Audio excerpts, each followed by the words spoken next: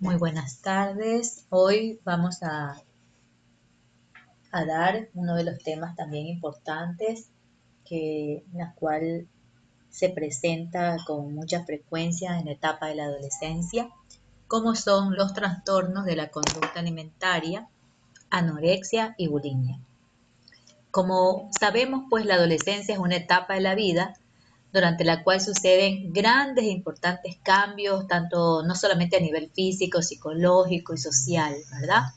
Estos no solamente responden a una interacción compleja entre diferentes hormonas, sino que también tienen que ver con el impacto del medio ambiente.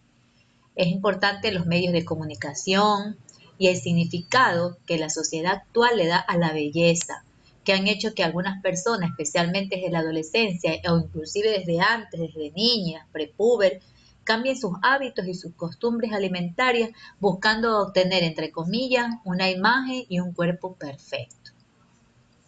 Entonces, es así como los trastornos de la conducta alimentaria constituyen hoy en día la tercera enfermedad crónica más frecuente en mujeres adolescentes. Y aunque clásicamente son patologías descritas en un 90% de mujeres, la mayoría de clase socioeconómica o medio alta y de raza blanca, la verdad es que afectan por igual a todos los estratos sociales y cada vez es más común encontrar también hombres que presentan un trastorno de este tipo. Se estima más o menos que un 5 a 10% de los adolescentes padecen algún trastorno de la conducta alimentaria, aunque los trastornos más conocidos son la anorexia y la bulimia. Estos tan solo corresponden del 0,5 al 1% y 1,5% respectivamente. La mitad de los trastornos de la conducta alimentaria son trastornos alimentarios no especificados, con sus siglas TANI. La anorexia nerviosa se caracteriza por la pérdida de peso inducida que se asocia a malnutrición progresiva, a una distorsión de la imagen corporal y miedo a la obesidad. Vemos aquí que es un trastorno de la conducta alimentaria que se caracteriza por alteración de la imagen corporal, que produce una restricción excesiva de la ingesta de alimentos y lleva a una pérdida de peso a niveles de delgadez o delgadez severa. La anorexia nerviosa es un trastorno que afecta más frecuentemente a mujeres que a varones en una relación de 10 a 1. En promedio de edad de inicio del trastorno es alrededor de los 13 a 14 años, pero cada vez son más frecuentes los casos entre niñas menores. Y vemos casos, se presenta como una delgadez severa. Hay varios factores predisponentes, factores biológicos, psicológicos y socioculturales que se caracterizan en este sentido. Muchas veces tienen que ver con las conductas que se adoptan para controlar el peso. El aporte energético restringido lleva a detención de desarrollo puberal, ausencia de menstruación, piel seca, caída del cabello, estreñimiento, ritmo cardíaco y presión arterial bajos, piel y manos frías, disminución de la masa muscular, irritabilidad, depresión, falta de concentración y retraimiento social, entre otros. O sea, son muchos los problemas que pueden presentarse. Los pacientes con trastorno de la conducta alimentaria usualmente tienen una autoestima baja. A veces, por lo general, no buscan ayuda y con frecuencia rechazan cualquier ayuda que se les quiera dar. Y comúnmente consultan cuando el trastorno ha avanzado mucho. Es por eso que nunca debe considerarse un cuadro de esto como algo leve que puede esperar, porque cuando ya lo dicen es porque ya ha avanzado mucho. Entonces, por el contrario, va a requerir de un diagnóstico y un tratamiento temprano, lo cual mejora ampliamente el pronóstico. Esto siempre va a ser valorado por un equipo interdisciplinario. En la anorexia nerviosa, el nivel de gravedad puede aumentarse para reflejar síntomas clínicos, el grado de incapacidad funcional de cada paciente y la necesidad de supervisión. La OMS estima que un índice mayor o igual a 17 por kilos por metro cuadrado, eh, moderado, un índice de masa corporal 16 a 16,99 por kilo por metro cuadrado, y severo, una delgadez severa, un índice de masa corporal de 15 a 15,99 por metro cuadrado, y una delgadez extrema, el índice de masa corporal menor a 15 kilogramos por metro cuadrado. O sea, es importante cuando medamos el índice de masa corporal y tenemos pues que el índice de masa corporal está igual a 17 por kilo o por kilogramos por metro cuadrado, pues puede significar que estemos teniendo la paciente con algún grado de anorexia nerviosa. Entonces, el diagnóstico, las pautas para el diagnóstico de anorexia nerviosa debe realizarse de manera estricta,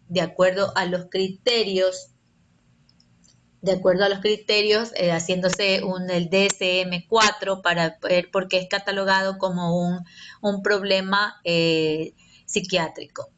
Generalmente hay acentuadas pérdidas de peso, vamos a encontrar irregularidades menstruales, amenorrea, desnutrición. Hay que excluir las posibles causas orgánicas que cursan con pérdidas acentuadas de peso. O sea, obviamente primero llega la paciente, le hacemos la historia clínica, vamos a hacer el diagnóstico diferencial si tiene alguna causa orgánica o estamos frente a un caso de anorexia nerviosa. ¿Cuáles son estas patologías que debemos hacer el diferencial? Con síndromes de mala absorción, alguna neoplasia, tuberculosis, un hipertiroidismo, síndrome de Sheehan o la enfermedad de Addison.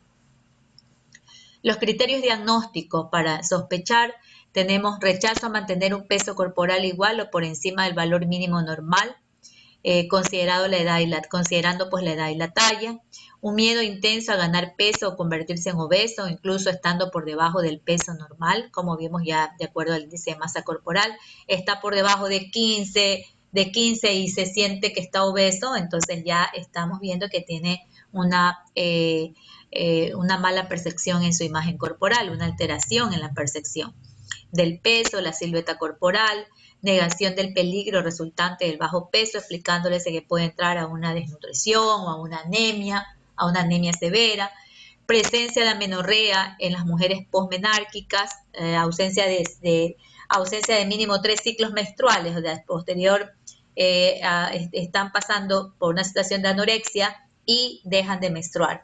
Entonces, esto puede ser por este problema. Vamos a tener algunos tipos. Tenemos el tipo restrictivo.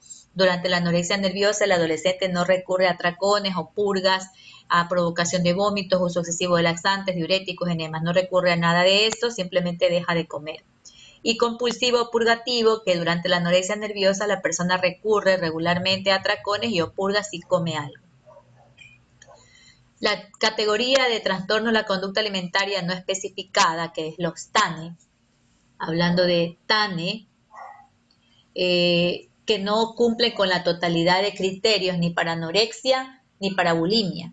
Entonces, mujeres que cumplen todos los criterios para anorexia nerviosa, pero cuyas menstruaciones, por ejemplo, son regulares. Cuando se cumplen los criterios para anorexia nerviosa, excepto que el peso del individuo se halla dentro de límites de la normalidad, a pesar de que la pérdida de peso es significativa. Pero hacemos el índice de masa corporal y se encuentra dentro de la normalidad. Empleo regular de conductas compensatorias inapropiadas después de ingerir pequeñas cantidades de comida por parte de un individuo de peso normal.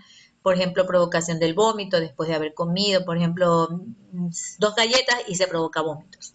Masticar y expulsar, pero no tragar cantidades importantes de comida.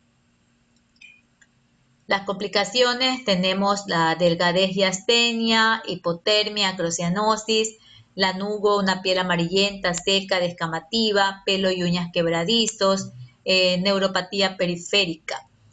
Podemos nosotros explicar, también puede haber hipotensión postural, bradicardia sinusal en electrocardiograma, encontrar arritmias atriales y ventriculares, prolapso de la válvula mitral, una hipertrofia ventricular, es decir, podemos encontrar algunas complicaciones. Y en los adolescentes, pues puede haber en las adolescentes retardo de crecimiento, a nivel endocrino metabólico, retardo de crecimiento, retardo puberal, una osteoporosis, amenorrea. Es importante realizar los exámenes complementarios Vamos nosotros a ver un hemograma completo para ver si no hay una anemia, transaminasa y fosfatasa alcalina que se elevan discretamente, puede haber una hipercolesterolemia, hipopotasemia, hipocloremia, hipomagnesemia, hiponatremia, reducción de los niveles de FSH, LH, estradiol, testosterona, elevación de los niveles del cortisol plasmático.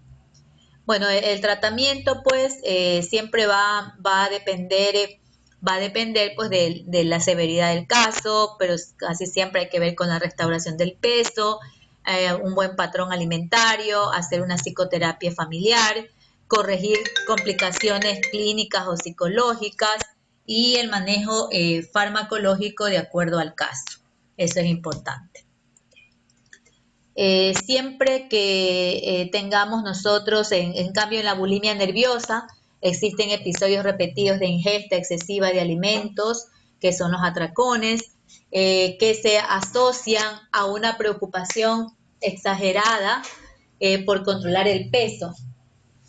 Eh, y entonces tiene una forma purgativa, hacen un vómito inducido, usan laxantes, diuréticos, enemas, y hay otra no purgativa en la cual hacen un ayuno o hacen ejercicio excesivo. Entonces tenemos que estar más o menos pendientes para clasificar el tipo de trastorno de conducta alimentaria y aquellos cuadros en las que no cumplen con la totalidad porque pueden tener solamente ciertas conductas bulímicas, por ejemplo, eso ya se lo clasifica los llamados TANE, que son los trastornos alimentarios no especificados. Generalmente los signos y síntomas que se presentan tienen que ver con las conductas que se adoptan para controlar el peso. El aporte energético restringido lleva a qué, ya dijimos, a detección del desarrollo puberal, ausencia de menstruación, a piel seca, caída del cabello, estreñimiento, presión arterial baja, o sea, hay muchos problemas en este sentido. Los atracones pueden llegar a ganancia de peso, irregularidades menstruales, crecimiento de las glándulas salivales, letargia, ansiedad, depresión y culpa. Y hay conductas compensatorias como son las purgas que se pueden manifestar como con pérdida de peso. Vamos a ver también a que en la bulimia vamos a ver la erosión dental por lo que vomitan, diarrea, dolores de cabeza, mareos, confusión y ansiedad. Entonces, los pacientes, en conclusión, podemos decir que los pacientes con trastornos de la conducta alimentaria usualmente tienen una autoestima baja, no buscan ayuda y con frecuencia la rechazan. Comúnmente consultan, como dije anteriormente, cuando el trastorno ha avanzado. Por ese motivo es que tenemos que estar pendientes y siempre este cuadro debe ser manejado por un equipo interdisciplinario, el médico especialista en adolescencia, el médico familiar, el psicólogo, el psiquiatra, el nutricionista, es decir, todo un conjunto, como dijimos, un tratamiento interdisciplinario. Entonces, hay que sospechar que un adolescente puede tener un trastorno de la conducta alimentaria. ¿Cuándo? Cuando presenta alguno de los signos y síntomas que les he descrito. Cuando corta muchos trozos la comida, los distribuye por el plato, mastica mucho tiempo, esconde la comida, saltea comidas, no come en público. También cuando realiza ejercicio excesivo de forma compulsiva, cuando desaparece luego de comer y se encierra en el baño, porque seguramente pues está vomitando, tiene que darse cuenta de eso. Miente sobre lo que come y busca excusas para no comer. Tiende a ocultar ciertas partes del cuerpo y usa ropa holgada porque de pronto está bajando mucho de peso y no quieren que se den cuenta y usan ropa holgada. Manifiesta interés creciente en ropa y recuento de calorías de los alimentos. Demuestra preocupación persistente por su peso, por su forma corporal y empieza a aislarse de sus amigos o compañeros. Entonces, cuando nosotros veamos este tipo de conductas, tenemos que darnos cuenta y como médicos en atención primaria hay que hacer la prevención, hay que hacer el diagnóstico y posteriormente el tratamiento y las derivaciones respectivas, ¿sí? Entonces, es muy importante estar preparado para poder diagnosticar oportunamente un trastorno de la conducta alimentaria que, dado el caso, que puede haber muchas complicaciones y que muchas veces puede ser demasiado tarde. Muy buenas tardes.